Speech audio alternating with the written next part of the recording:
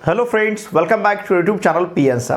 देखिए friends, Maharashtra state board ने HSC 2021 exam के लिए मैथमेटिक्स का जो क्वेश्चन बैंक तैयार किया है उसमें से हमने अभी तक mathematical logic, matrices, trigonometric functions, vectors and three dimensional geometry, differentiation, integration, इन सभी चैप्टर्स के हर एक क्वेश्चन के सॉल्यूशंस को बहुत ही अच्छी तरह से सीखा है। साथ में हमने एप्लीकेशन ऑफ डेरिवेटिव्स इस चैप्टर का क्वेश्चन फर्स्ट और क्वेश्चन सेकंड, इन दोनों क्वेश्चंस के सॉल्यूशंस को भी बहुत ही अच्छी तरह से सीखा है। आज के इस लेक्चर में हम क्वेश्चन थर्ड, जो शॉर्ट आंसर्स टाइप, मतलब हर क्वेश्चन आपको यहाँ पे 2 मार्क्स के लिए दिया है और ये क्वेश्चंस आपको क्वेश्चन पेपर में सेक्शन बी में पूछे जाएंगे। देखिए फ्रेंड्स, अगर आप इस चैनल पे नए हो तो प्लीज़ इस चैनल को सब्सक्राइब कीजिए और आपके जितने भी फ्रेंड्स अभी HSC 2021 का एग्जाम देने जा रहे हैं उन सभी के साथ इन वीडियोस को अवश्य शेयर कीजिए। आपके जितने भी फ्रेंड्स रिलेटिव्स क्लास 11 क्लास 12 में महाराष्ट्र स्टेट बोर्ड में कहीं पे भी पढ़ते होंगे उन सभी को मैथमेटिक्स के लिए इस चैनल को सब्सक्राइब करने के लिए अवश्य कहें। और देखिए फ्रेंड्स, हमारा जो टेलीग्राम ग्रुप है पी आंसर क्लास 12, इस ग्रुप को भी अवश्य ज्वाइन कीजिए। साथ में मुझे इंस्टाग्राम पे भी फॉलो कीजिए। मैंने मेरा टेलीग्राम ग्रुप का लिंक और इंस्टाग्राम अकाउंट का लिंक, दोनों का लिंक इस वीडियो के डिस्क्रिप्शन में दे दिया है।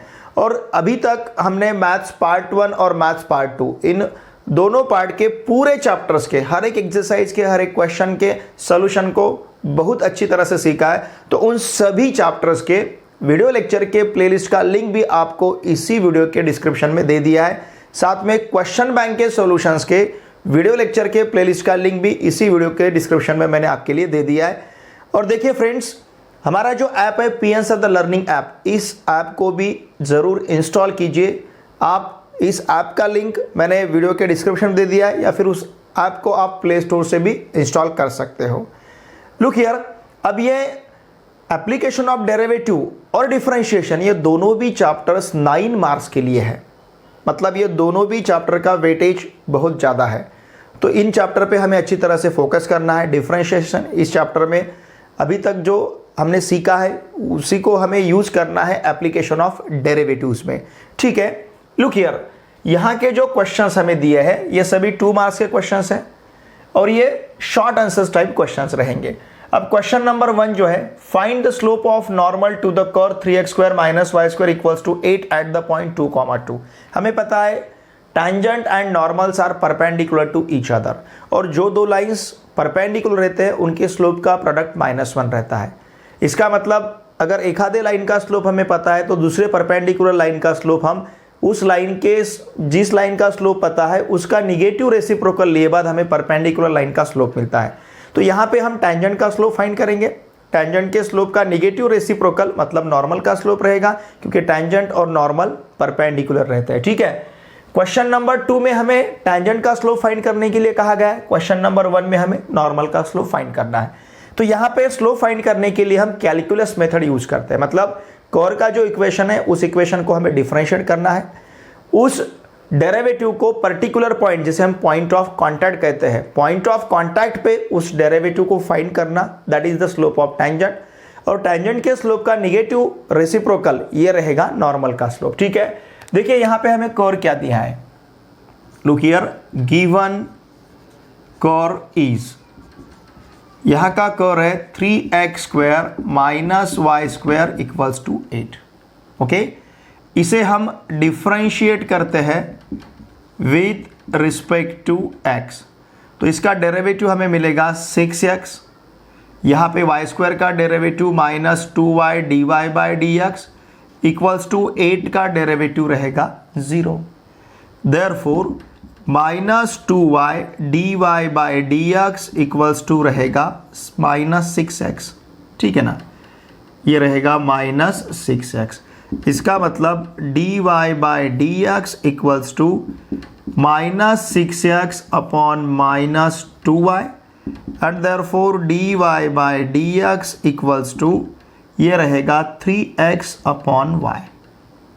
ओके, अब ये डेरिवेटिव हम फाइंड करते हैं dy/dx। इस डेरिवेटिव को हम फाइंड करेंगे एट 2, 2। तो एट 2, 2 ये रहेगा 3 × 2। जहाँ x है वहाँ पे हमें 2 सब्स्टिट्यूट करना है, जहाँ y है वहाँ पे भी हमें 2 सब्स्टिट्यूट करना है। 3 इंटू 2/2 2 कैंसिल होगा इक्वल्स टू 3। देयरफॉर ध्यान दीजिए स्लोप ऑफ टैंजेंट, टैंजेंट का स्लोप यहाँ पे रहेगा +3। हमें पता है tangent is perpendicular to normal, tangent and normal are perpendicular. Therefore ध्यान दीजिए स्लोप ऑफ नॉर्मल, इस वजह से नॉर्मल का स्लोप क्या रहेगा -1/3, इस स्लोप का निगेटिव रेसिप्रोकल। ठीक है, अब उसी प्रकार से क्वेश्चन नंबर 2, यहाँ पे हमने टैंजेंट का स्लोप फाइंड किया, फिर उससे नॉर्मल का स्लोप फाइंड किया था। अब यहाँ पे हमें टैंजेंट का ही स्लोप पूछा गया है, सिर्फ फर्क इतना है यहाँ का कर्व का इक्वेशन और यहाँ का कर्व का इक्वेशन, डिफरेंस देखिए। यहाँ का कर्व का इक्वेशन हमें पैरामेट्रिक फॉर्म में दिया है, ये उस फॉर्म में नहीं था, तो इसे यहाँ पे डिफरेंशिएट करते समय हमें डेरिवेटिव्स ऑफ पैरामेट्रिक फंक्शन ये कंसेप्ट यूज करना पड़ेगा। ठीक है, ओके। गिवन देखिए कर्व का इक्वेशन हमारे पास क्या है, given x equals to sine theta and y equals to cos of 2 theta. Okay, x का वैल्यू साइन थीटा है और y का वैल्यू कॉस ऑफ 2 थीटा है। अब यहाँ इसे हम डिफरेंशिएट करते हैं विथ रिस्पेक्ट टू थीटा, तो ये मिलेगा हमें dx upon d theta equals to sine theta का डेरिवेटिव कॉस थीटा, ये dy बाई डी थीटा। अब यहाँ पे derivative of outer function into derivative of inner function इस प्रकार से लेना पड़ेगा, तो ये मिलेगा हमें -sin ऑफ 2 थीटा। समझ रहे ना, आउटर फंक्शन कॉस उसका derivative -sin, inner function 2 theta उसका डेरिवेटिव 2 रहेगा। नाउ सिंस ध्यान दीजिए theta is a parameter, theta parameter है, देयरफॉर हम क्या कहेंगे dy by dx equals to dy by d theta upon dx by d theta, and therefore dy by dx equals to dy by d theta का value -2 sine of 2 theta upon dx by d theta का value cos theta. ठीक है, अब इसे हम लिख सकते हैं, देखिए हम directly at theta equals to π/6 value find करेंगे, या फिर इसे आप सिंप्लीफाई भी कर सकते हो। 2 into sine of 2 theta is 2 sine theta cos theta upon यहाँ पे क्या है कॉस थीटा, तो ये कॉस थीटा कैंसिल होगा, हमें आंसर मिलेगा -4 sine theta, it is dy by dx। अब यही डेरिवेटिव हमें फाइंड करना है, यही dy बाई dx हमें फाइंड करना है एट थीटा इक्वल्स टू π/6। ठीक है ना, क्यों? क्योंकि टैंजेंट और कर्व इन दोनों का जो पॉइंट ऑफ कांटेक्ट है यह है π/6, थीटा π/6। ठीक है, at theta equals to π/6 it will be -4 sine of π/6, मतलब -4 into 1/2 equals to -2। Okay, therefore slope of tangent, देखिए यहाँ पे टैंजेंट का स्लोप इक्वल्स टू क्या रहेगा -2। क्वेश्चन नंबर 1 में नॉर्मल का स्लोप पूछा गया था, क्वेश्चन नंबर 2 में टैंजेंट का स्लोप। ठीक है, इसका screen equation of normal to the curve y equals to 2x³ - x² + 2 at 1/2, 2। देखिए ये जो क्वेश्चंस रहते हैं इनका स्टेटमेंट सेंटेंस हमें कैसा दिया रहता है, हमें नॉर्मल का इक्वेशन फाइंड करना है टू द कर्व, मतलब ये नॉर्मल इस कर्व को, नॉर्मल देखिए टैंजेंट और नॉर्मल जो सपोज ये हमने कर्व कंसीडर किया, ये टच करती है इसे टैंजेंट कहेंगे, ओके, ये इंटरसेक्ट करके जाती है इसे नॉर्मल कहेंगे, और टैंजेंट और normal they are perpendicular to each other.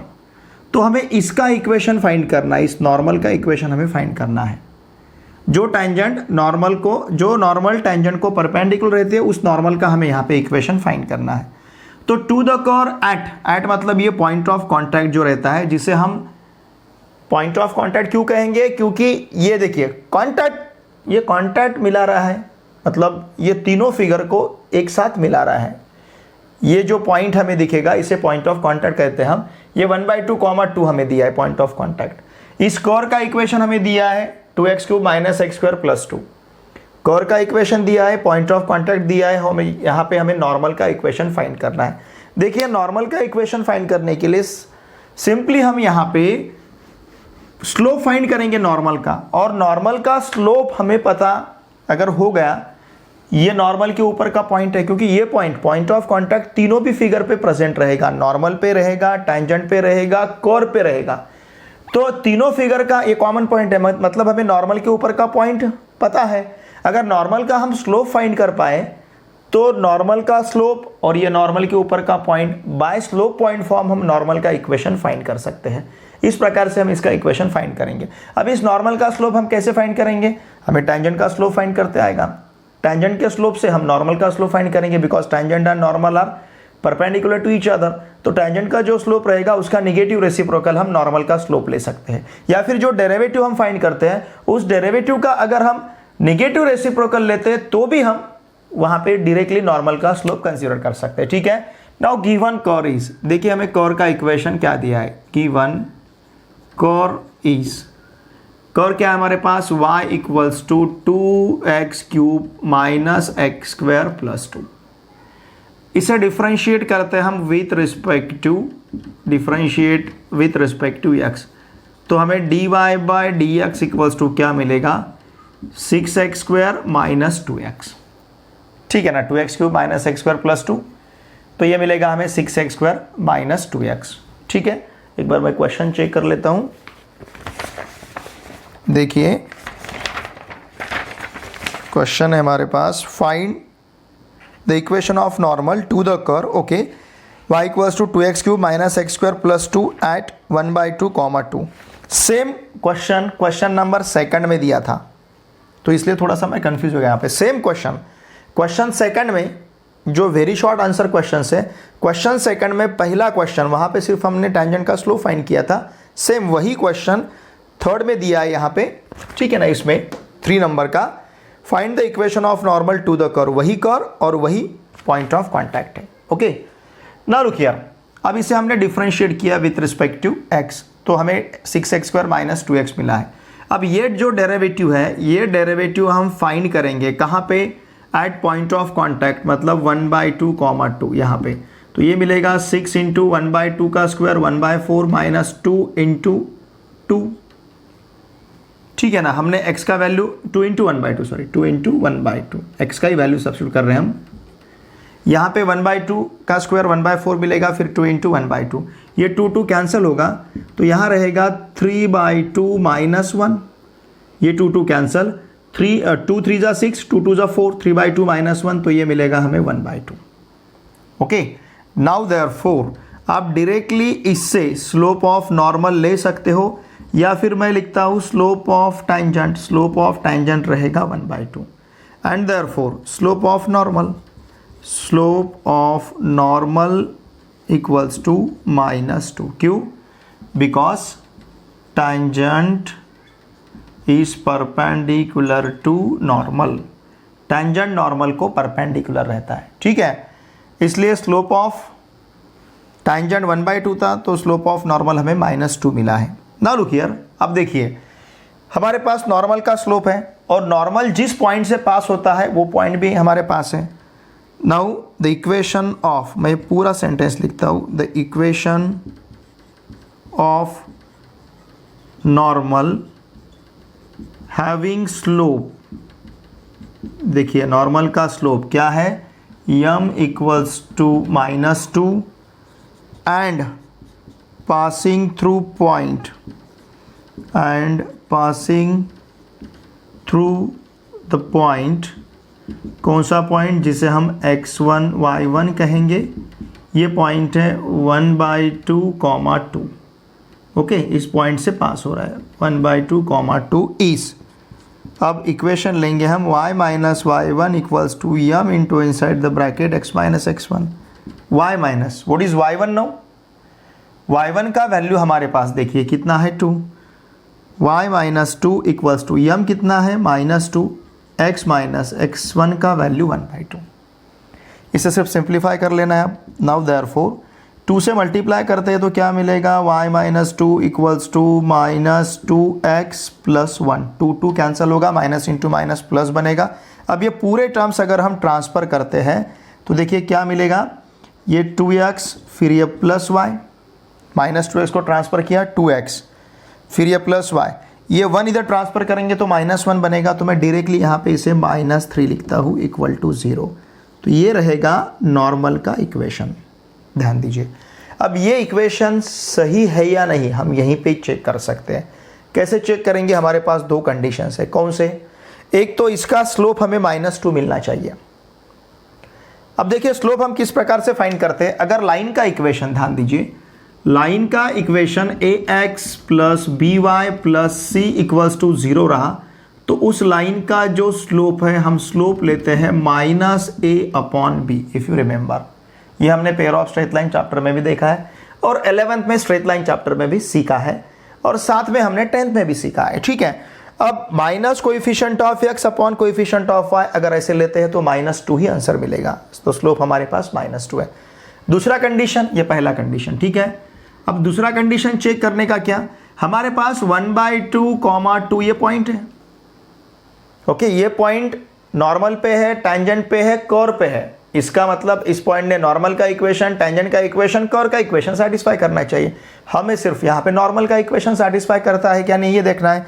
Substitute करते हैं, x का वैल्यू 1/2, तो ये 2 कैंसिल होगा, यहाँ पे 1 रहेगा। y का वैल्यू 2 सब्स्टिट्यूट किया तो 1 + 2 3 बनेगा, 3 - 3 = 0। इसका मतलब ये दोनों भी कंडीशन सेटिस्फाई कर रहा है। ओके, तो ये हमने जो आंसर यहाँ पे फाइंड किया है ये आंसर हमारा सही है। ठीक है, अब इसी प्रकार से नेक्स्ट क्वेश्चन देखिए। A car is moving, question number 4, a car is moving in such a way that the distance it covers is given by the equation s = 40² + 3t। ये डिस्प्लेसमेंट दिया है।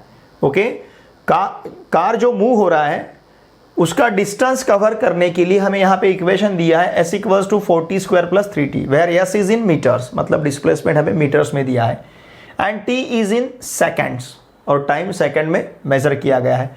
What would be the velocity and acceleration of the car at time t = 20 seconds?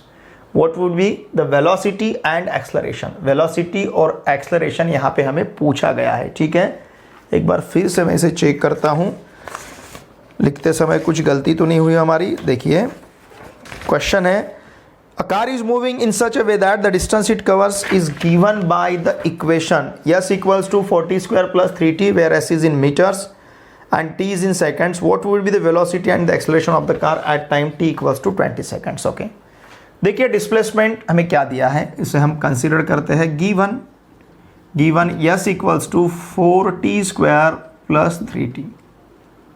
चलिए इसे differentiate करते हैं with respect to t, differentiate with respect to t। What would be the velocity and acceleration of the car at time t 20 seconds. ठीक है ना, ये बाद में, पहले आप इसे डिफरेंशिएट करेंगे हम। देखिए ds/dt जिसे हम वेलोसिटी कहते हैं, rate of change of displacement with respect to time is called velocity.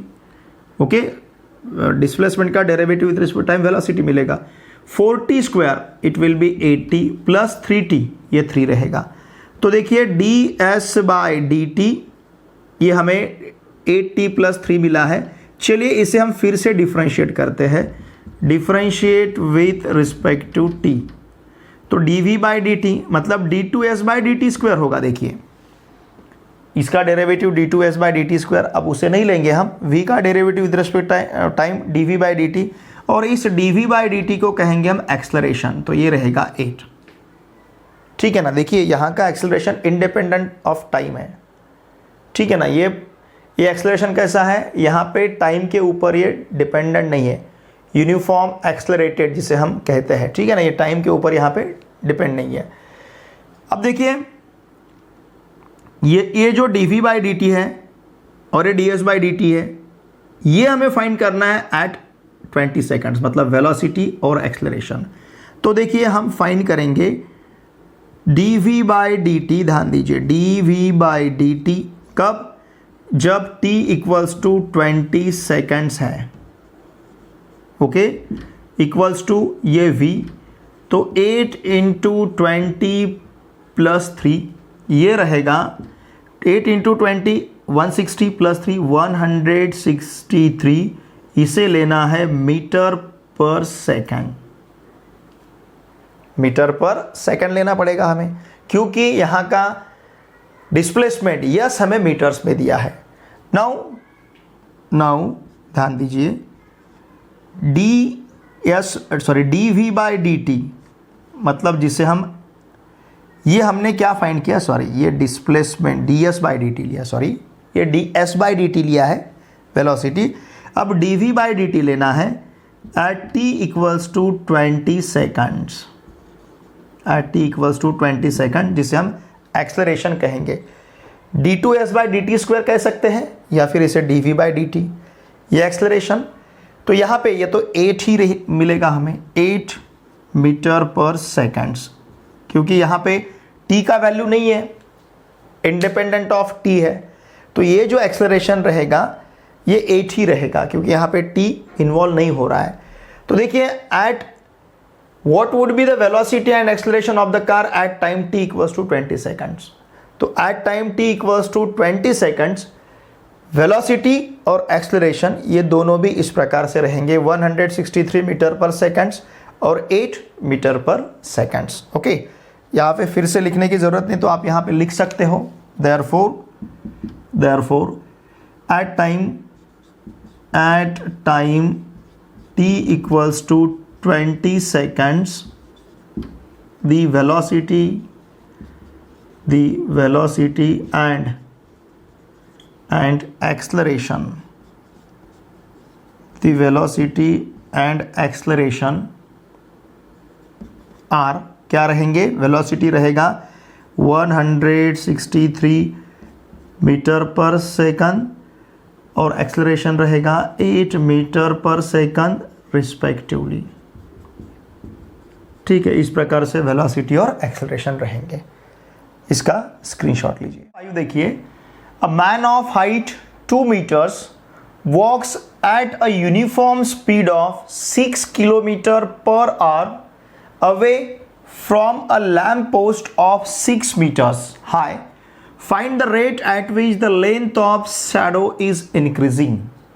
Okay, देखिए क्या दिया है हमें, a man of height 2 meters walks at a uniform speed of 6 km per hour away from a lamp post of 6 meters. Look here, suppose हमें lamp post consider करते हैं 6 metres height का, और मैन कंसिडर करते हैं जिसका height हमें 2 metre दिया है। ठीक है, ये मैन है सपोज 2 मीटर हाइट का। अब ये मैन जो है, ये मैन यहाँ से वॉकिंग अवे, यहाँ से दूर जा रहा है। A man of height 2 meters walks at a uniform speed of 6 km per hour away from a lamp post of 6 meters high. Find the rate at which the length of the shadow is increasing. अब ठीक है, देखिए ये lamp post है, यहाँ पे lamp अगर रहेगा, इसके ऊपर फोकस होगा तो इसकी शैडो इधर रहेगी। ठीक है ना, तो इसे अगर हम ज्वाइन कर लेते हैं, देखिए इस प्रकार से, तो इस ट्रायंगल ABC में, देखिए ट्रायंगल ABC में सपोज इसे D और यहाँ से इसे हमने E कहा, तो DE is the height of man. Okay, AB is the lamp post और ये DC रहेगा इसका शैडो। ठीक है, अब देखिए सपोज इसे हमने X कंसिडर किया और इसे हमने Y कंसिडर किया, ध्यान दीजिए। ठीक है ना, इस प्रकार से लिया है, मतलब CD ये शैडो रहेगी, length of shadow is y, और ये distance between man and lamp post ये रहेगा x यहाँ पे। ठीक है, चलिए हम कंसिडर करते हैं, देखिए इसका solution. Let AB be the lamp post, suppose AB क्या है, lamp post. ED be the height of man, height of man. Therefore AB equals to 6 metre रहेगा और ED equals to 2 मीटर रहेगा। समझ रहे ना आप? हम कंसिडर करते हैं late x be the distance between man and lamp post। इनके दोनों का बीच का डिस्टेंस हमने क्या कंसिडर किया है, x। ठीक है, फिर उसके बाद हम y कंसिडर करते हैं, let y be the length of shadow of man. ठीक है, यहाँ पे फिर बी डी इक्वल्स टू हमारे पास यक्स रहेगा और C D equals to y रहेगा। B D is x and C D is y. ठीक है, अब देखिए ट्राइंगल्स, ट्राइंगल कौन कौन सा, A B C, triangle A B C is similar to triangle E D C. क्यों? ये दो एंगल राइट एंगल है और एक एंगल कॉमन है। ठीक है ना, यहां पे हम triangle A B C similar to triangle E D C consider कर सकते हैं by a test. By similarity का टेस्ट हमें ए पता है। देखिए दो एंगल कॉन्करेंट है, एक एंगल कॉमन है, इसलिए कॉन्करेंट है, तो triangle A B C triangle similar to triangle E D C रहेगा। ओके, अब यहाँ पे चाहूँ तो मैं यहाँ लिखता हूँ बाय ज्योमेट्री या फिर बाय सिमिलरिटी टेस्ट, ऐसा कह सकते हैं। अब देखिए यहाँ हम A B upon B C अगर ऐसा कंसिडर करते हैं, A B upon B C equals to क्या रहेगा, E D upon D C. Okay, A B upon B C equals to E D upon D C रहेगा। What is A B now? A B is x plus y metre. Suppose इसे हम metre में consider करते हैं। B C कितना है, sorry A B 6 है, sorry A B 6 metre है। बी सी कितना है, एक्स प्लस वाई मीटर। क्यों? बी सी इक्वल्स टू क्या रहेगा, B D plus D C. ये हमने एक्स प्लस वाई मीटर लिया है। ई डी हमारे पास कितना है, 2 मीटर। ओके, और D C is y, suppose इसे हमने मीटर में लिया, तो ये मीटर इस मीटर रेशो है, मीटर मीटर के साथ कैंसिल, मीटर मीटर के साथ कैंसिल होगा। तो देखिए हमारे पास क्या रहेगा, 6y इक्वल्स टू, ये y इधर ट्रांसफ़र किया, x प्लस वाई अगर इधर ट्रांसफ़र करते हैं तो ये मिलेगा 2x प्लस 2y। ठीक है ना, देयरफॉर ध्यान दीजिए, देयरफॉर अब इस 2y को ट्रांसफ़र अगर करते हैं तो हमें 4y इक्वल्स टू 2x मिलेगा। ध्यान दीजिए, 4y इक्वल्स टू 2x। और इसे अगर हम डिफरेंशिएट करते हैं, ठीक है, चाहे तो ये बाय ज्योमेट्री अब ऐसे रहने देता हूँ, ये इतना पोर्शन हमें यूज में रहेगा। ठीक है, now differentiate with respect to t. अगर इसे हम with respect to t differentiate करेंगे तो ये 4 dy by d t equals to रहेगा dx बाई डी टी। हमें क्या फाइंड करना है, find the rate at which the length of shadow is increasing. मतलब ये CD का चेंज, मतलब dy बाई डी टी हमें फाइंड करना है। ठीक है, हियर अब यहाँ पे dx बाई डी टी हमें दिया है, dx by d t equals to क्या है, dx by d t equals to ये हमारे पास है, देखिए सॉरी ये 2 यहाँ, ये 4y इक्वल्स टू 2x, इसे मैं लिख लेता हूँ पहले। 4y इक्वल्स टू 2x को देखिए हम क्या लिख पाएंगे, फिर डिफरेंशिएट करते हैं। Therefore y equals to 2x upon 4, इसका मतलब y equals to half of x। अब इसे डिफरेंशिएट करते हैं हम, differentiate with respect to t, तो dy by d t equals to हमें मिलेगा half of dx by d t. ओके, but dx by d t कितना है, dx by d t equals to है कितना है, 6 kilometre per our, 6 kilometre per our. अगर ये वैल्यू हम यहाँ पे सब्स्टिट्यूट करते हैं तो dy by d t equals to half of 6 equals to 3 kilometre per hour रहेगा। तो हमें जो पूछा गया था, find the rate at which the length of shadow is increasing, तो यहाँ पे आपको अब फाइनल आंसर लिखना है आपको, द लेंथ ऑफ शैडो, ठीक है ना। मैं यहाँ पे लिखता हूँ, शायद आपको दिखेगा नहीं दिखेगा, यही वर्ड यही सेंटेंस लिखना है, the rate of the length of shadow is increasing, is the rate of length of shadow is increasing is, ये आंसर हमें लिखना है 3 किलोमीटर पर आवर। शायद आपको ये नहीं दिखेगा, मैं फिर यहाँ पे सेंटेंस आपको बताता हूँ क्या करना है हमें। The rate of the length of shadow is increasing is, ये जो हमारा आंसर यहाँ पे मिला है 3 किलोमीटर पर आवर, ठीक है। इस प्रकार से क्वेश्चन नंबर 5 का हमें आंसर लिखना है। अब क्वेश्चन नंबर 6 देखिए, क्वेश्चन नंबर 6 में हमें क्या दिया है, water is being poured, poured मतलब पानी उसमें डाला जा रहा है, ठीक है। Water is being poured at the rate of 30 centimetre cube per seconds into a cylindrical vessel of base radius 3 metres.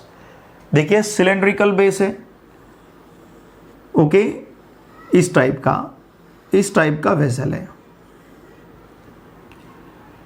Cylindrical vessel of base radius 3 metres, ये वेसल है, ये सिलेंडर टाइप का है, इसमें पानी डाला जा रहा है। Water is being poured at the rate of 36 centimetre cube per second, उस रेट से पानी उसमें डाला जा रहा है 36 centimetre cube per second into a cylindrical vessel of base radius 3 metres. इसका जो रेडियस है, इसका रेडियस हमें 3 मीटर्स दिया है, ये रेडियस, ठीक है ना, ये कितना है 3 मीटर्स, ओके, ऐसा हमें दिया गया है। एक बार मैं यहाँ ये देख लेता हूँ, ओके, क्या दिया है देखिए हमें, water is being poured at the rate of 36 centimetre cube per seconds into a cylindrical vessel of base radius 3 metres, find the rate at which water level is, sorry ये जो है ना सेंटीमीटर क्यूब नहीं, ये metre cube है। Water is being poured at the rate of 36 metre cube per seconds, वही देख रहा था मैं, दोनों प्लेसेस के यूनिट सेम है, ठीक है। अब देखिए यहां पे हम इस वेसल का वॉल्यूम, रेडियस और हाइट कंसीडर करेंगे। ये रहेगा सपोज हाइट h, ये रेडियस है हमारे पास, सपोज इसे कहते हैं हम r। लेट v r h be the volume, radius base या फिर radius of base comma height of cylindrical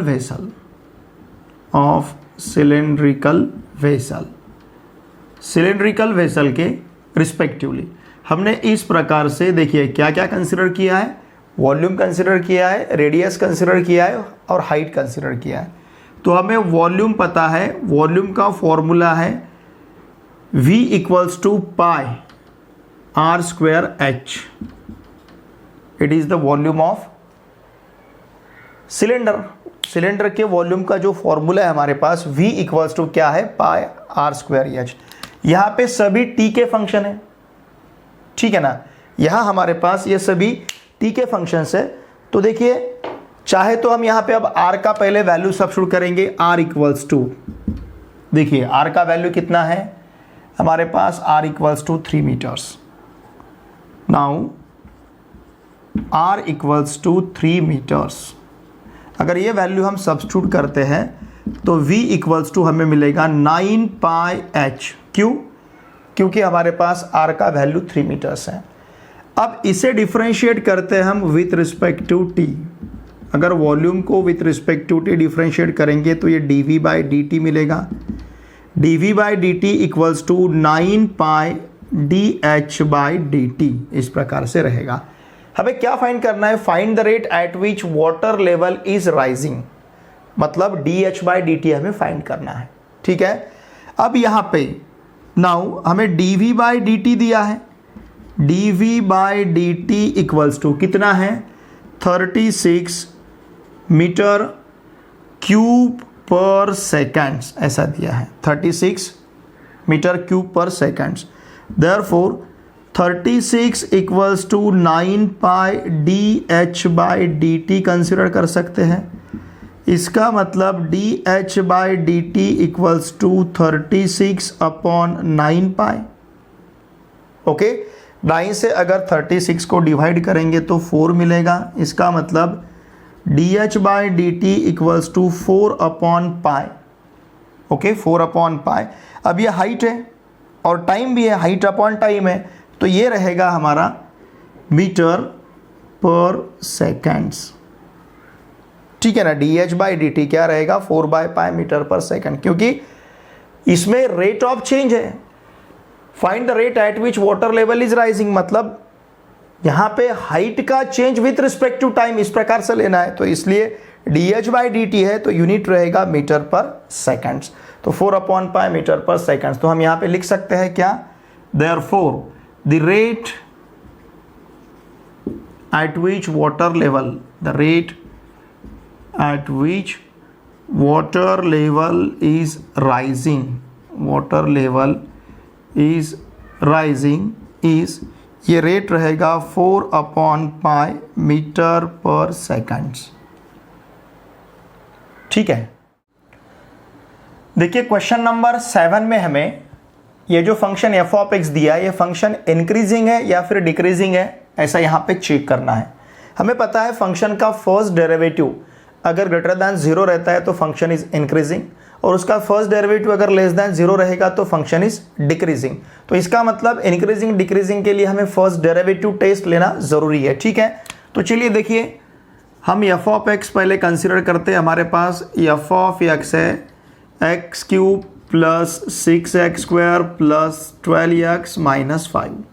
अगर इसे हम डिफ्रेंशिएट करते हैं विथ रिस्पेक्ट टू x तो f डैश ऑफ x मिलेगा हमें 3x square plus 12x plus 12, ये माइनस 5 का डेरिवेटिव 0 बनेगा। यहाँ से अगर 3 बाहर लेते हैं तो ब्रैकेट में रहेगा x square plus 4x। Okay, x square plus 4x plus 4, 3 हमने बाहर लिया।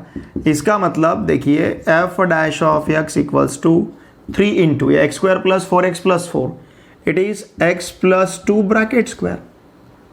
ओके, अब ये 3 जो है ग्रेटर दैन 0 है, x प्लस 2 ब्रैकेट स्क्वायर भी ग्रेटर दैन 0 है। इसका मतलब इन दोनों का प्रोडक्ट ग्रेटर दैन 0 रहेगा। अगर x माइनस 2 रहता है, x इक्वल्स टू माइनस 2 होगा तो ये 0 होगा। मतलब ये वैल्यू अगर x is not equals to minus 2 रहेगा तो ग्रेटर दैन 0 रहेगा, और x इक्वल्स टू 2 रहेगा तो इक्वल टू 0 रहेगा।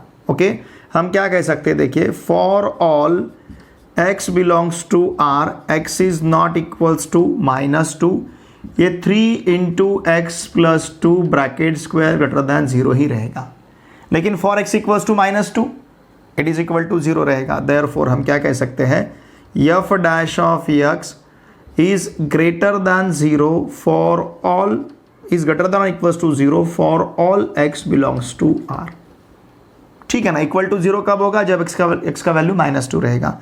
तो f dash of x greater than और इक्वल टू 0 रहेगा for all x belongs to r। इसका मतलब फंक्शन का फर्स्ट डेरिवेटिव अगर ग्रेटर देन इक्वल टू 0 है, इसका मतलब function is increasing. Therefore f of x is increasing. यहाँ पे हमें जो फंक्शन दिया है कौन से टाइप का है, इंक्रीजिंग टाइप का। ठीक है, अब क्वेश्चन नंबर 8 में भी वही करना है, हमें टेस्ट करना है इंक्रीजिंग और डिक्रीजिंग फंक्शन। देखिए यहाँ f ऑफ x है हमारे पास 2 minus 3x plus 3x square minus x cube. Okay, अब f डैश ऑफ x अगर हम लेते हैं तो ये रहेगा हमारे पास 2 का डेरिवेटिव 0, माइनस 3x का डेरिवेटिव माइनस 3, 3x स्क्वायर का डेरिवेटिव 6x और माइनस x क्यूब का डेरिवेटिव 3x स्क्वायर रहेगा। ठीक है, सिर्फ इन टर्म्स को हम इस प्रकार से लिखते हैं, minus 3x square plus 6x minus 3। Okay, now f dash of x यहाँ लिखता हूँ मैं, f dash of x equals to, यहाँ से हम माइनस 3 अगर बाहर लेते हैं तो ब्रैकेट में रहेगा x square minus 2x plus 1।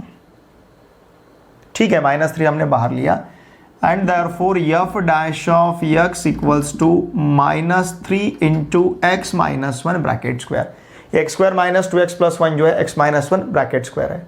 ठीक है, अब देखिए यहाँ पे 3 ग्रेटर दैन 0 है, x minus 1 bracket square greater than 0 रहेगा, तो इनका प्रोडक्ट ग्रेटर दैन 0 रहेगा। लेकिन इंटू माइनस जो है तो ये देखिए negative into positive it will be negative. तो हम यहां पे कह सकते हैं for all x belongs to r -3 into x minus 1 bracket square this value is less than 0। Okay, for all x belongs to r और x is not equals to 1। अगर x 1 नहीं रहेगा, 1 रहेगा तो ये 0 होगा। For all x belongs to r और x क्या नहीं है, 1 नहीं है, तो उस टाइम ये -3 into x minus 1 bracket square ये वैल्यू हमें क्या मिलेगा, ग्रेटर दैन 0 मिलेगा, जैसे हमने यहाँ पे लिया है। ठीक है ना, यहाँ पे हमें लेस दैन 0 मिलेगा, ग्रेटर दैन 0 नहीं, सॉरी लेस दैन 0। यहाँ पे जिस प्रकार से ग्रेटर दैन 0 मिल रहा था ये वैल्यू लेस दैन 0। क्यों लेस दैन 0? ये निगेटिव है, 3 पॉजिटिव है, x minus 1 bracket square positive है, negative into positive it will be negative. तो अगर x 1 नहीं रहता है तो ये प्रोडक्ट हमें लेस दैन 0 मिलेगा। लेकिन अगर x 1 होता है तो ये ब्रैकेट 0 बनेगा। मतलब जिस सिचुएशन में x इक्वल टू 1 रहेगा उस सिचुएशन में ये 0 रहेगा, जिस सिचुएशन में x is not equal to 1 रहेगा उस सिचुएशन में ये प्रोडक्ट लेस दैन 0 बनेगा। देयरफॉर हम क्या कहेंगे, f डैश ऑफ x, जो f डैश ऑफ x देखिए क्या है, -3 into x minus 1 bracket square, ये लेस दैन और इक्वल टू 0 मिलेगा for all x belongs to r। मतलब किसी भी सिचुएशन में इसका फर्स्ट डेरिवेटिव या तो 0 या फिर लेस दैन 0 मिल रहा है। इसका मतलब क्या, therefore given function f of x is किस टाइप का है, इज डिक्रीजिंग। ये डिक्रीजिंग टाइप का फंक्शन रहेगा। ठीक है, अब क्वेश्चन नंबर 9 देखिए। क्वेश्चन नंबर 9 में ध्यान दीजिए, हमें फंक्शन स्ट्रिक्टली इंक्रीजिंग दिया है, मतलब greater than 0 first derivative. Strictly increasing इसका मतलब उस फंक्शन का फर्स्ट डेरिवेटिव ग्रेटर दैन 0 लेना है। अगर ऐसा है तो हमें x का वैल्यू यहां पे फाइंड करना है। बहुत ही सिंपल इसका सोल्यूशन है, देखिए। चलिए हम f ऑफ x कंसिडर करते हैं 2x cube minus 6x square plus 6x plus 24। तो हमें f डैश ऑफ x क्या मिलेगा, यहाँ पे रहेगा 6x स्क्वायर, फिर यहाँ रहेगा -12x और फिर यहाँ पे मिलेगा +6।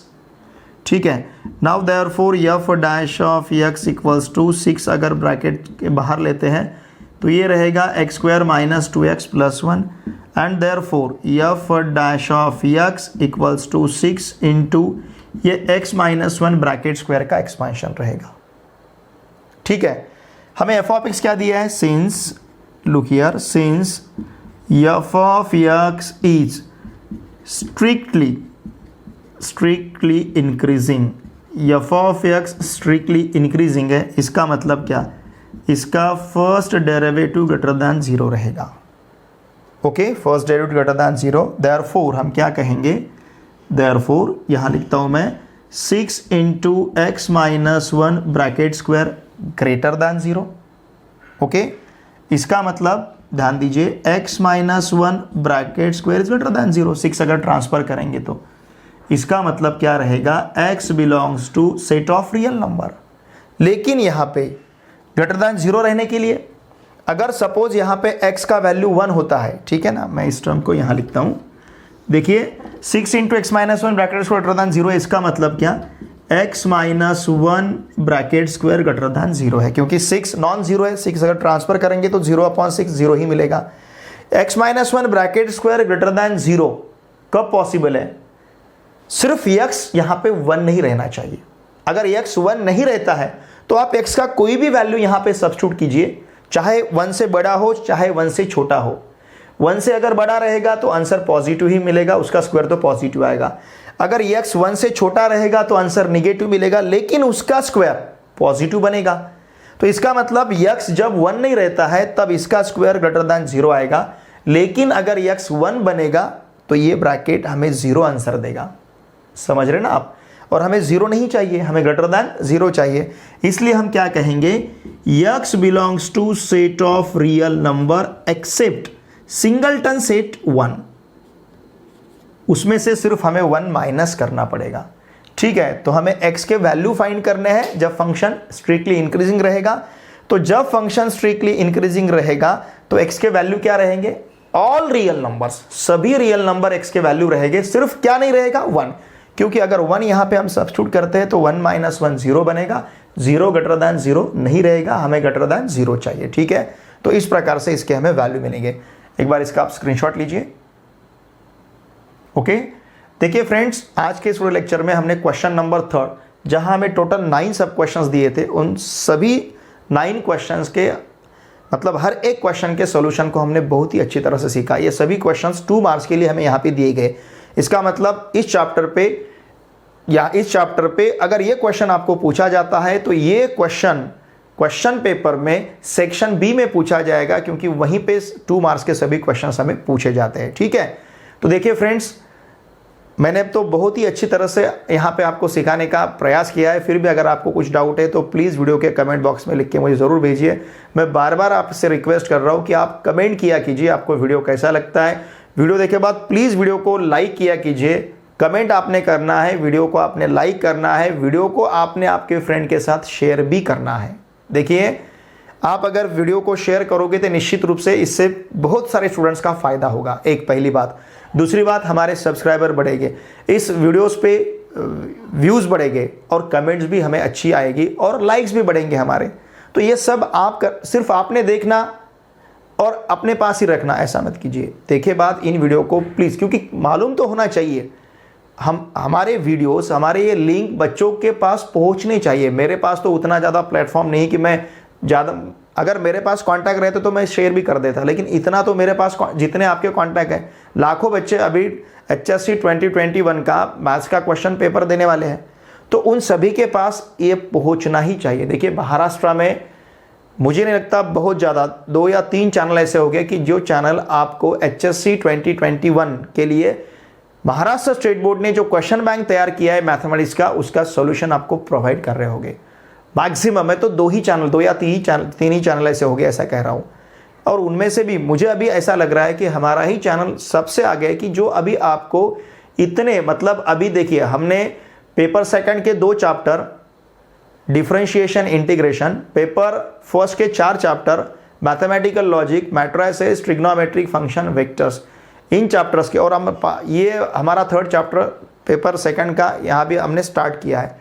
तो इतना आगे जो सिलेबस है, इतना आगे कवर करने वाला मुझे तो भी लगता है हमारा एक ही चैनल है, PN सर। तो प्लीज़ मैं आपसे भी से रिक्वेस्ट करता हूँ, please please please in videos को आपके फ्रेंड के साथ अवश्य शेयर कीजिए। और अगर आप चैनल पे नए हो तो प्लीज़ इस चैनल को सब्सक्राइब कीजिए। और आपके जितने भी फ्रेंड्स अभी क्लास 10th में पढ़ रहे हैं, क्लास 11th में पढ़ रहे हैं, क्लास 12th में पढ़ रहे हैं, उन सभी को मैथमेटिक्स के लिए इस चैनल को सब्सक्राइब करने के लिए आवश्यक है। चाहे महाराष्ट्र में कहीं पे भी पढ़ते हो, महाराष्ट्र स्टेट बोर्ड में, महाराष्ट्र के किसी भी रूरल एरिया में, बहुत छोटे रूरल एरिया में पढ़ते होंगे या फिर मेट्रो सिटी में पढ़ते होंगे, उन सभी को मैथमेटिक्स के लिए इस चैनल को सब्सक्राइब करने के लिए आवश्यक है। ये मेरी आप सभी से रिक्वेस्ट रहेगी। साथ में हमारा जो ऐप है PN sir the learning app, उसे भी इंस्टॉल ज़रूर कीजिए, क्योंकि बहुत सारी चीज़ें आपको वहाँ पे भी मिलेगी। ये लिंक्स, ये वीडियोस आपको वहाँ पे मिलेंगे। साथ में आपको वहाँ पे PDF नोट्स मिलेंगे। साथ में हम आपके वहाँ पे टेस्ट भी कंडक्ट कर सकते हैं, लेकिन इसके लिए आपने उस ऐप को इंस्टॉल करना ज़रूरी है। आप ऐप का लिंक मैंने इसी वीडियो के डिस्क्रिप्शन में दे दिया है। आप उस ऐप को प्ले स्टोर से भी इंस्टॉल कर सकते हो। ये मेरी आपसे रिक्वेस्ट रहेगी। मुझे इंस्टाग्राम पे फॉलो कीजिए, उसका लिंक भी मैंने इसी वीडियो के डिस्क्रिप्शन में दे दिया है। साथ में मेरा जो टेलीग्राम ग्रुप है PN सर क्लास 12, उसे भी अवश्य ज्वाइन कीजिए, उसका भी लिंक मैंने आपको इसी वीडियो के डिस्क्रिप्शन दे दिया है। साथ में अभी तक जितने भी चैप्टर्स हमने कवर किए क्वेश्चन बैंक सॉल्यूशन के, उन सभी का प्लेलिस्ट आपको वीडियो के डिस्क्रिप्शन में मिलेगा। मैथ्स पार्ट 1, मैथ्स पार्ट 2 के पूरे चैप्टर्स के वीडियो लेक्चर के प्लेलिस्ट का लिंक भी मैंने वीडियो के डिस्क्रिप्शन में दे दिया है। ठीक है, चलिए अब हम मिलते हैं नेक्स्ट वीडियो लेक्चर में। उम्मीद करता हूँ आप वीडियोस को शेयर करोगे, ज़्यादा से ज़्यादा सब्सक्राइबर बढ़ाओगे, ज़्यादा से ज़्यादा व्यूज़ लाओगे, ज़्यादा से ज़्यादा कमेंट्स करोगे और ज़्यादा से ज़्यादा हमें लाइक मिलेंगे। ठीक है, इस आशा के साथ यहीं पे हम रुकते हैं। अब हम मिलते हैं नेक्स्ट वीडियो लेक्चर में। Thanks for watching my video.